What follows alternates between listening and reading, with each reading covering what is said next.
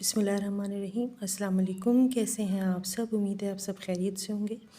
आज हम जिस टॉपिक को डिस्कस करने वाले हैं वो है इलेक्ट्रोफेरोसिस।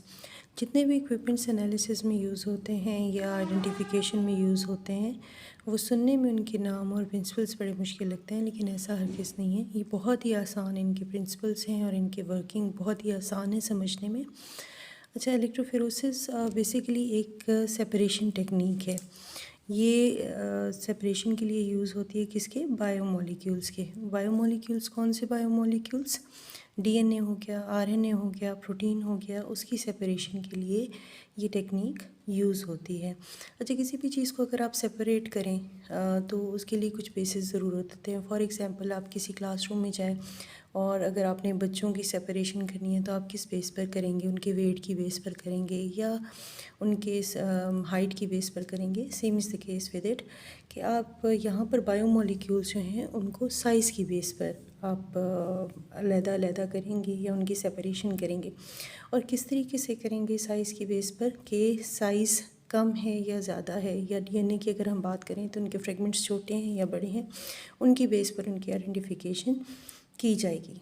अच्छा, किस तरह से उनकी की जाएगी, ये अगर आप इस डायग्राम को देखें तो इसको हम कहते हैं कास्टिंग ट्रे। ये इलेक्ट्रोफेरोसिस का मेन कंपोनेंट होता है। आगे हम इसकी मज़ीद भी डिटेल देखेंगे। ये कास्टिंग ट्रे में सिर्फ यहाँ पर इतना समझिए आप कि कास्टिंग ट्रे में ये इनका टैंक है का इलेक्ट्रोफेरोसिस का। इलेक्ट्रोफेरोसिस के टैंक में यहाँ पर जेल है। देखिए, किसी के थ्रू तो मॉलिक्यूल्स ट्रैवल करेंगे ना, किसी मीडियम के थ्रू। मीडियम तो चाहिए ट्रैवलिंग के लिए, तो ये जेल होगा। अच्छा, इस जेल में हम जब सैंपल इंजेक्ट करेंगे यहाँ पर तो ये ट्रैवल करना शुरू करेगा। ट्रैवल करेगा जब सैंपल यहाँ पर, तो जो मॉलिक्यूल्स हैं, बायोमॉलिक्यूल्स हैं, फॉर एग्जांपल डीएनए है, तो डीएनए के जो लार्जर साइज़ के पार्टिकल्स हैं वो अपने बैंड्स पीछे की साइड पे, शुरू की साइड पे बनाएंगे, और जो स्मॉल साइज्ड हैं उनके बैंड्स हम आगे देखेंगे। ये किस तरह से, जैसे अगर आप कुछ बच्चों की रेस करवाते हैं तो क्या होता है कि जो फैटी बच्चे होते हैं या जिनका वेट ज़्यादा होता है वो रेस में पीछे रह जाते हैं, और जो कम वेट के होते हैं या थिनर होते हैं या दुबले पतले बच्चे होते हैं वो रेस में आगे भागते हैं। तो इसी तरीके से जो हाई मॉलिक्यूलर वेट के होंगे बायोमॉलिक्यूल्स, या उनका फ्रेगमेंट साइज़ बड़ा होगा, वो बैंड्स शुरू में बनाएंगे, और जिनका स्मॉलर फ्रेगमेंट साइज़ होगा या लो मॉलिक्यूलर वेट होगा वो आगे की तरफ जाएंगे। अच्छा, यहाँ पर एक और चीज़ है कि इनकी ट्रैवलिंग को आसान करने के लिए, फास्टर करने के लिए, उसकी ट्रैवलिंग को मज़ीद तेज़ करने के लिए इसमें हम इलेक्ट्रिक फील्ड का इस्तेमाल करते हैं। हम एक साइड पे नेगेटिव चार्ज और दूसरी साइड पे पॉजिटिव चार्ज अप्लाई करते हैं। अगर तो सैंपल नेगेटिवली चार्ज है, जैसे डीएनए है, तो हम इसको नेगेटिव से पॉजिटिव की साइड पे ट्रैवल करवाएंगे। ये बड़ा इम्पॉर्टेंट इसमें एक पॉइंट होता है कि आपने मॉलिक्यूल का जो उस पर जो चार्ज है उसके हिसाब से मॉलिक्यूल या सैंपल्स जो हैं वो इसमें इंजेक्ट करने हैं। इस पिक्चर को अगर आप देखें तो कास्टिंग ट्रे में सैंपल इंजेक्ट हो रहा है, और साइड पर अगर आप देखें तो इलेक्ट्रिक फील्ड अप्लाई हो रहा है ताकि मॉलिक्यूल्स हैं वो अपनी ट्रैवलिंग शुरू कर सकें। अच्छा, अब अगर हम इसको ओवरऑली देख लें तो हम इसको इस तरह से डिफ़ाइन करेंगे कि it is a separation technique which is used to separate the molecules on the basis of their size by migration of charge particles, जो कि हमारे बायोमोलिक्यूल्स हैं, फ्रॉम सेमी सॉलिड मीडियम जो कि जेल है, under the influence of electric charge या electric field. अच्छा, इस जो भी हम डिस्कस करें ये जेल इलेक्ट्रोफेरोसिस है, यानी कि इसमें एक तो जेल यूज़ होगा। जेल नॉर्मली दो तरह की जेल हम यूज़ करते हैं, और ऑन द उसको किस बेसिस पे हम डिसाइड करते हैं कि हमने कौन सी जेल यूज़ करनी है, कि हम बायोमोलिक्यूल कौन सा यूज़ करें। एक एग्रोस जेल है और एक पॉलीएक्राइलामाइड जेल है। एग्रोस जेल जो है ये वहाँ यूज़ होती है जहाँ पे हमें पोर साइज़ बड़ा चाहिए होता है, यानी कि हम लार्ज फ्रेगमेंट्स जो हैं उनको सेपरेट कर रहे हैं। और पॉलीक्राइलामाइड जेल जो है वो स्मॉल पोर साइज़ जेल है, जहाँ पे छोटे मॉलिक्यूल्स हमने सेपरेट आउट करने होते हैं, वहाँ पे हम पॉलीक्राइलामाइड जेल को यूज़ करते हैं। अब एग्रोस जेल जो है ये जेल्स जो है ना, ये इस तरह से जैसे कोई सीव्स हो या मैश हो या जिसमें से किसी चीज़ ने गुजरना हो, जैसे ये डीएनए स्ट्रैंड्स जो है ये देखिए आप इसके पोर्स में से जल के गुजर रही, तो ये मॉलिक्यूल्स इसमें से इसके पोर्स में से होके गुजरते हैं। तो एग्रोज किसके लिए? डीएनए के लार्ज फ्रेगमेंट्स के लिए, आरएनए के लिए यूज़ होती है, और polyacrylamide gel small fragments of DNA या प्रोटीन्स के लिए यूज़ होती है। अब यहाँ पर हम डीएनए की अगर हम बात करें तो प्रिपरेशन हम एग्रोज जेल की किस तरह करेंगे डीएनए सेपरेशन के लिए। तो इसमें सबसे पहले एग्रोज जो है ये हमें टैबलेट फॉर्म में भी मिल जाती है और हमें पाउडर फॉर्म में भी मिल जाती है। तो एग्रोज जेल हम लेंगे, उसमें हम बफर सोल्यूशन ऐड करेंगे, उसको हम 2 मिनट्स के लिए माइक्रोवेव करेंगे। माइक्रोवेव करने के बाद ये थोड़ा ट्रांसपेरेंट हो जाएगा, इसको हम निकाल देंगे माइक्रोवेव से और इसको हम कूल करेंगे। लेकिन इसको बिल्कुल ठंडा नहीं करना, क्योंकि ये कास्टिंग ट्रे में डालने से पहले ही सेटल डाउन हो जाएगी, तो वो हमें नहीं चाहिए। इसको 50 डिग्री सेंटीग्रेड तक हम ठंडा करेंगे।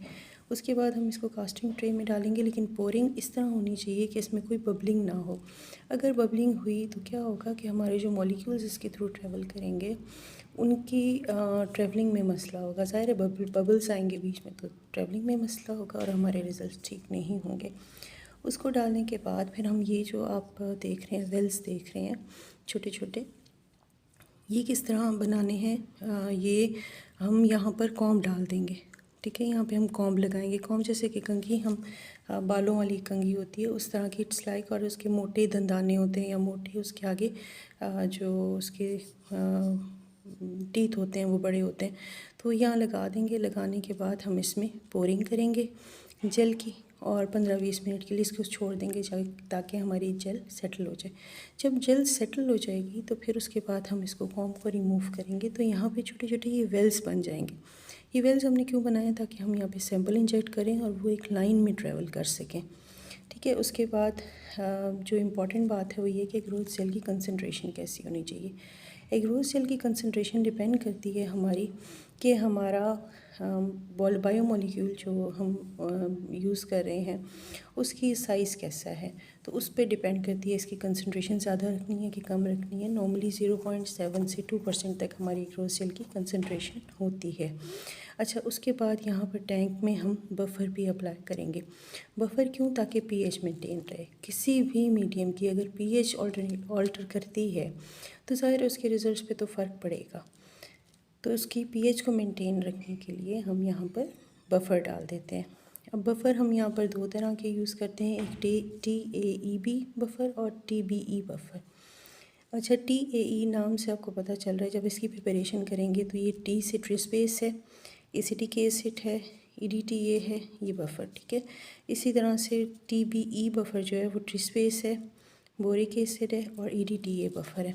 अच्छा, जो इसमें EDTA है, EDTA क्या है कि ये चिलेटिंग एजेंट है।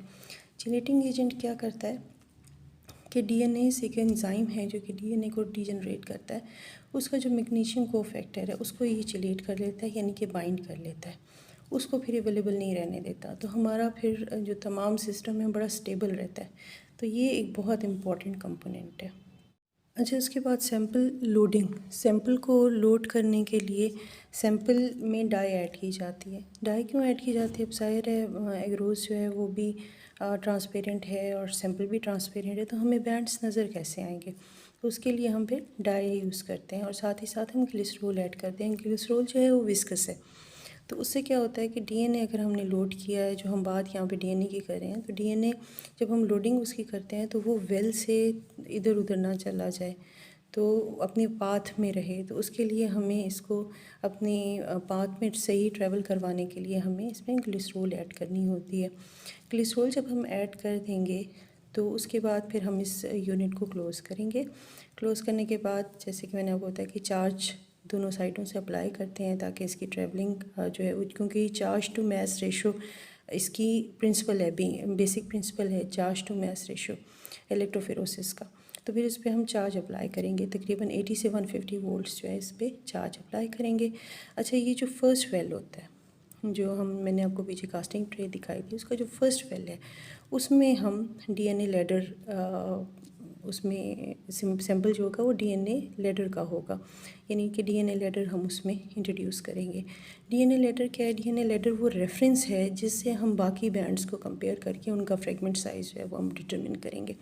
अब ये इसके जो फ्रेगमेंट्स हैं ना, ये हमारे पास नोन है कि ये बेस पेयर फ्रेगमेंट है, ये बेस 100 बेस पेयर फ्रेगमेंट है, इसका 200 बेस पेयर फ्रेगमेंट है। ये लेडर हमारे पास नोन है और ये हमारे पास रेफरेंस है। इससे हम बाकी फ्रेगमेंट्स को कंपेयर करेंगे और वहाँ से हम फिर डीएनए की साइज़ को आइडेंटिफाई करेंगे, फ्रेगमेंट के साइज़ को। ठीक है, ये लेडर आ गया। अच्छा, यहाँ पे जैसे हमने सैंपल ए डाला, अब सैंपल ए ने एक यहाँ बैंड बनाया, एक यहाँ बैंड बनाया। तो जैसे कि मैंने आपको पहले बताया कि अगर ये वाला बैंड बना है, इसका ये बाद में बना है, इसका मतलब है कि ये स्मॉलर है, इन दोनों में ये स्मॉलर है, स्मॉलर साइज़ फ्रेगमेंट है, क्योंकि छोटे साइज़ का और लाइट वेटेड जो होता है वो आगे की तरफ भागता है और जो थोड़ा हैवी वेट होता है या बड़े फ्रेगमेंट्स होते हैं वो पीछे रह जाते हैं। तो यहाँ से अगर हम इसको कंपेयर करेंगे, हमें पता है कि ये जो हमारा रेफरेंस है, ये लेडर डीएनए का फ्रेगमेंट है, वो ये 200 पे और ये 300 पर है। तो ये कहीं 200 और 300 के दरमियान में तकरीबन यहाँ पे आ रहा है, यानी कि 280 ये से 270 पे आ रहा है। तो इसकी जो फ्रेगमेंट लेंथ हो गई तो वो तकरीबन हमारे पास 270 आ जाएगी। इसी तरह हम बाकियों को कंपेयर करेंगे तो यहाँ से हमें पता चलेगा कि जो डीएनए हमें स्पेसिफ़िक साइज़ का चाहिए था, फ्रेगमेंट चाहिए था, वो यहाँ पे प्रेजेंट है या नहीं है। ये एक शुरू की हमारी आइडेंटिफिकेशन हो जाती है। इसके बाद फिर हम इसको फर्दर इसके रिज़ल्ट्स जो हैं पीसीआर पे कंफर्म कर लेते हैं। ये था इलेक्ट्रोफिरोसिस के बेसिक्स। कमेंट करके ज़रूर बताइएगा मज़ीद आप इलेक्ट्रोफिरोसिस के बारे में क्या जानना चाहते हैं या और कौन से टॉपिक्स हैं जो आपको मुश्किल लगते हैं। चैनल को सब्सक्राइब कीजिएगा, लाइक कीजिएगा और कमेंट कीजिएगा। शुक्रिया।